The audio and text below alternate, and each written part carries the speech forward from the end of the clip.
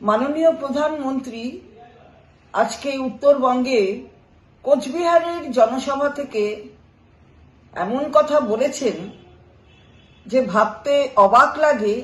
এ কথা কি মাননীয় প্রধানমন্ত্রীর মুখে মানায়?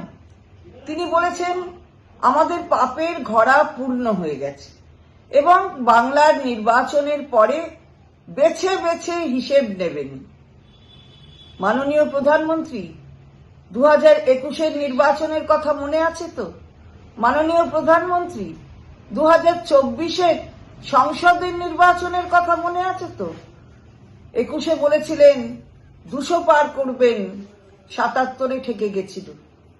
24-এ মানুষ বুঝিয়ে দিল আপনাদের প্রতি আস্থা নেই, সংখ্যা কমে গেল, 18 থেকে 12 হয়ে গেল সাংসদের সংখ্যা।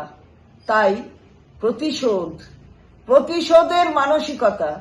বাংলার 2 লক্ষ কোটি টাকা প্রাপ্য অধিকার, সেই অধিকার থেকে বাংলার মানুষকে বঞ্চিত করলেন।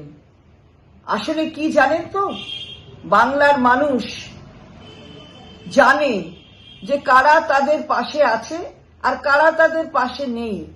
আপনাকে বেছে বেছে হিসেব নিতে হবে না। আসলে পাপের ঘড়া আপনাদের পূর্ণ হয়ে গেছে। বাংলার মানুষ তাই তাদের গণতান্ত্রিক অধিকার প্রয়োগের মধ্যে দিয়ে বেছে বেছে আপনাদের হিসাব নেবেন। এটা কিন্তু মনে রাখবেন দয়া করে মাননীয় প্রধানমন্ত্রী।